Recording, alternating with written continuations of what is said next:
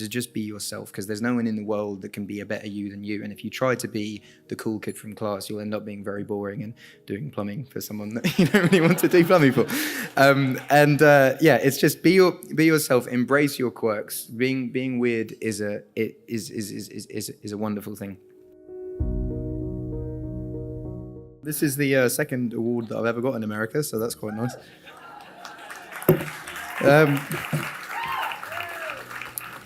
I didn't actually know I was getting an award tonight, because I didn't expect one. I was coming here to support the cause. I got an email from Emily about 3 months ago telling me about the thing, and I said, of course I'll turn up. So turning up today and saying you're getting an award is pretty wild, but yeah. I was a very, very, very weird child. Very weird child, and I had a port wine stained birthmark on my face that I got lasered off when I was very young, and one day they forgot to put the anaesthetic on, and then ever since then I had a stutter, and I also had very, very big blue NHS glasses. NHS is the National Health Service. One day I hope you'll have the same. Just saying. And I lacked an eardrum on one side of my face, so to one side of my ear.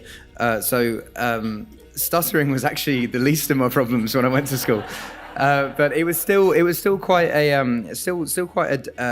difficult thing. And the thing that I found most difficult about it was knowing what to say, but not really being able to express it in the right way.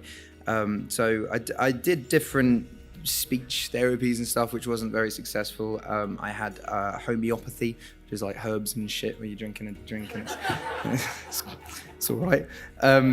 But I got heavily into music at a young age and got very, very into rap music. Eminem was the first album that my dad bought me. I remember my Uncle Jim told my dad that Eminem was the next Bob Dylan when I was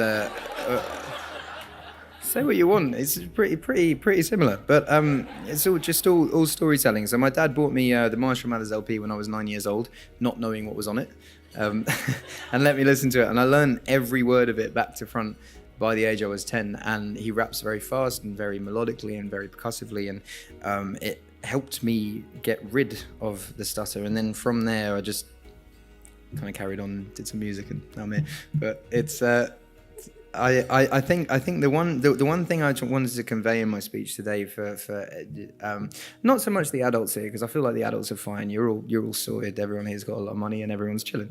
But more the kids that I hear that are going through the therapy, and I want to stress the point that it's not stuttering is not a thing you have to be worried about at all. And even if you have quirks and weirdness, you shouldn't be worried about that. I think the people that I went to school with were the most normal and were the coolest when we grew up. Like I was telling Emily earlier that one of the cool kids from school now does my plumbing. So that's a fact.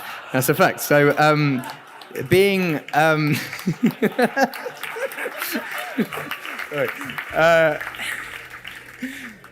my thing that I wanted to stress most tonight is not necessarily to shed light on stuttering or make it a thing. Is just stress to kids in general is to just be yourself, because there's no one in the world that can be a better you than you. And if you try to be the cool kid from class, you'll end up being very boring and doing plumbing for someone that you don't really want to do plumbing for. Yeah, it's just be yourself, embrace your quirks. Being weird is a wonderful thing. And it has led for so many creative people, and not even just creative people. Like you own a football team now, that's pretty cool. But I think, just I'm not very good at speeches. I don't do a lot of speeches, but I think the one thing I want to say is be yourself, embrace your quirks, embrace your weirdness, and from a stuttering point of view, don't treat it as an issue. Work through it and get the treatment that you want to get, but don't ever treat it as an issue, and don't see it as a plight on your life, and carry on pushing forward. And I did all right. You can do all right as well. Emily did all right. Nice one. Thank you.